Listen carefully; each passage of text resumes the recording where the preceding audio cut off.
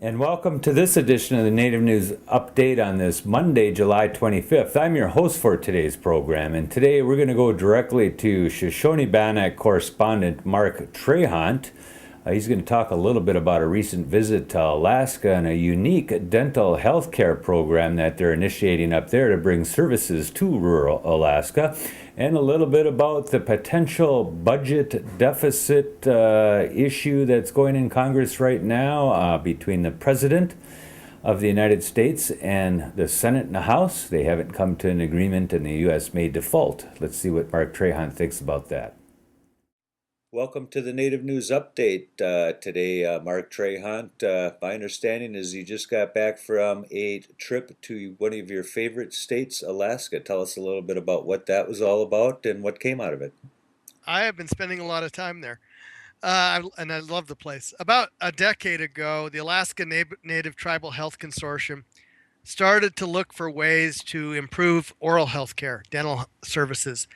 And remote villages have just an enormous problem because in the 1930s, Alaskans were among the most healthiest population in the world. And with the introduction of sugar and flour and all of that sort of things, that particularly all health aspects, but particularly dental health, is just in a crisis state. A disease called caries, which is bacteria that breaks down and causes tooth decay, is just rampant. Like 90% of all teenagers have tooth decay from caries. Um, so one of the things the tribes up there, or the Alaska Native Tribal Health Consortium, decided to try was an innovative program that's used around the world. It's used in New Zealand, Canada, very effectively, where they take people right out of high school, give them 2 years of really intense, focused training in dental work, and let them do 80% of what a dentist does. They do really everything except surgery. And this program is just wonderfully successful on so many levels. First, it keeps people in the community. They go get the training and they stay home. I mean, it's a really good job. And you become a community leader. You're engaged with people. You're teaching young people new habits. It's just a program that's worked on so many levels. Two things that strike me about this, both that go back into the Native community themselves. One, what kind of changes in the diet brought this on? And number two, are there traditional remedies that can be melded into this program with local people being the service providers for everything other than tooth surgery of some kind? Well, and that's what they say. There's not going to be enough fillings to make this problem go away. They've got to do it with a combination of efforts, behavior, education, traditional diet. The problem with traditional diet is there are just not that many people who live on a subsistence lifestyle anymore, out hunting and fishing and eating wild game all the time. And so the introduction of sugar and starches has just changed the diet radically. You think about just soda pop. The amount of soda pop consumed is unfortunate because it's creating so much of this, which is the same with diabetes problem, by the way, for most of Indian country. Right. So the advent of anything with sugar in it, whether it's white breads and those kinds of things, Right. uh, uh, where on the opposite end of that, traditional remedies. I mean, we understand that less people are hunting and fishing. They're not digging roots. They're not doing a lot of those things, so they don't have access to that kind of diet. Communities are reintegrating those diets into their communities to try to prevent this stuff. How about on the healthcare end? Are they working with local village people to try to see if there's any other things that can be done from a traditional medicinal point of view? Well, oh, absolutely. They're working very closely with traditional healers and stuff. And this really came out of a 40-year-old experiment, and that's the community health representatives and community health aides. That's a program across Indian country that's made kind of basic services more easily accessible. Okay. Did you get any salmon while you were up there? No, no, I went salmon fishing in Idaho this weekend, and Oh, I'm afraid if I'm a subsistence hunter, our family is going to be in deep trouble. okay. Do you have treaty rights at Shoshone Bannock Reservation for salmon in that area? Right, in central Idaho. Okay. The Yankee Fork and the whole headwaters of the Salmon River. Well, that's that. Salmon is a beautiful tasting fish, that's for sure. We got the walleye in this area and some of those Right. other fish that they harvest on a regular basis as part of their diet. Um, I'm reading about our budget crisis. We've talked about that before. We're at the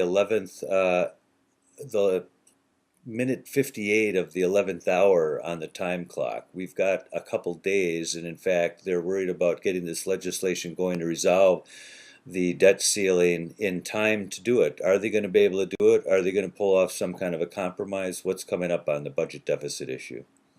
Boy, so far we haven't seen it. It does. Both sides seem to be pretty well dug in. The Senate came up with a plan today that calls for $2.7 trillion in cuts, so it's very close to what the Republicans wanted. And so far they seem to getting thumbs down on that. The president's going to speak tonight and try to get things engaged again, but we're hurtling fast toward a crisis.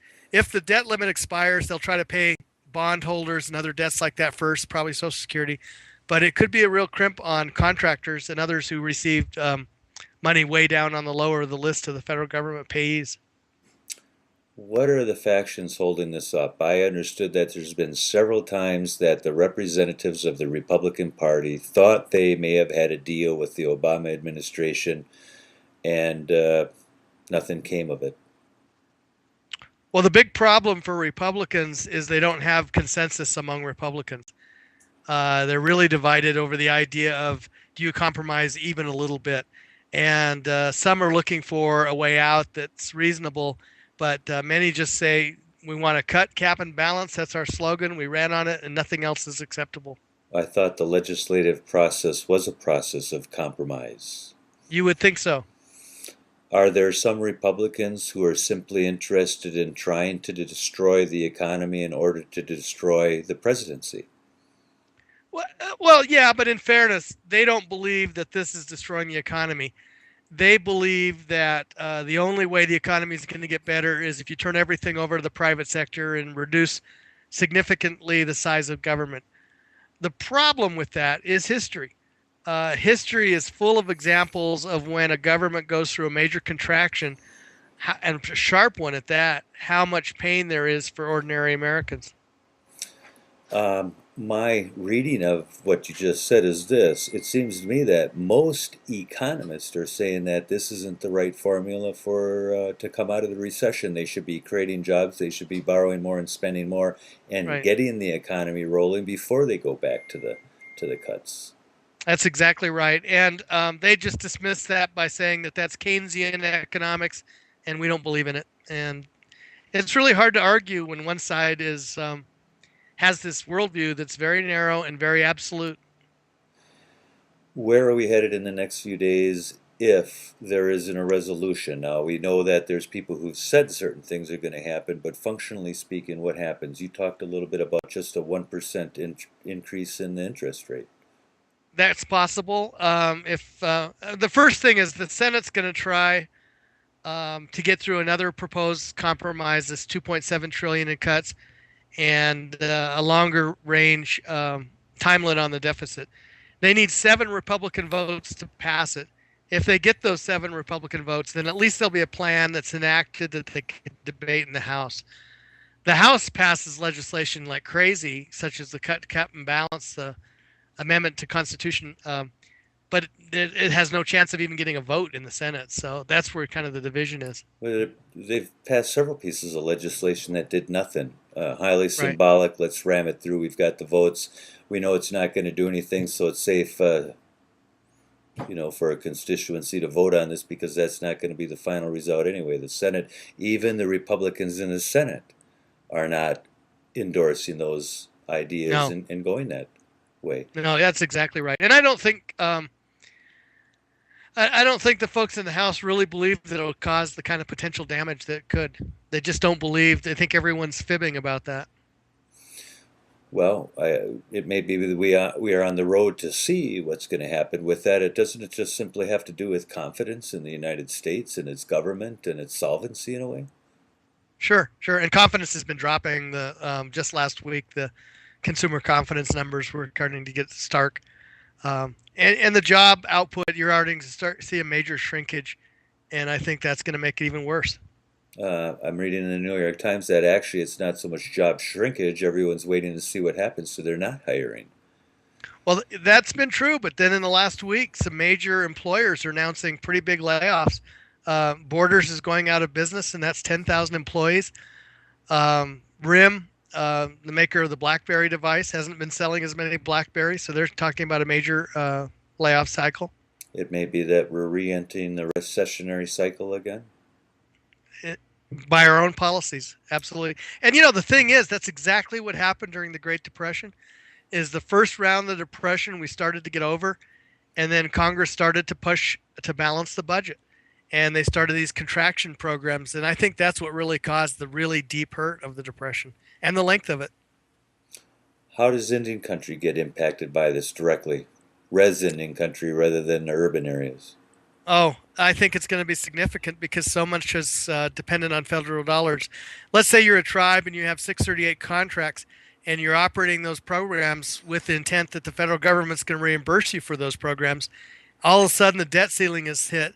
The federal government's obligated to pay you back, but it doesn't. You can see the cash flow problems. Doesn't have the money. Doesn't have the money. And states are in the same situation. There are a number of states that will immediately be put on credit watch if the federal government goes into default, technical default. Now, you say technical default. What's the difference between technical default and real default? The real difference is that we will keep paying bondholders, that people who own treasuries will get their money on time and in full interest rates. But by not passing a debt ceiling, that makes technically all of the bonds at default. Okay. But what they'll do is they'll cut other things to pay those bonds, and that could be pretty significant. Things like contracts and other obligations. Well, sounds like we're into another one of these rough rides here a few days. I understand they're looking at some real short-term resolutions too that might do something, but that's. And we could go through this over and over and over. Isn't that fun? Kind of Groundhog Day. All right, Mark. Thanks for joining with us today. We'll catch up to you soon, and maybe next week we'll talk to you and see if the sky's falling or not. Okay, Paul. And that is the latest roundup of news from Indian Country on this edition of the Native News Update. We want to thank you for joining with us and come back again soon.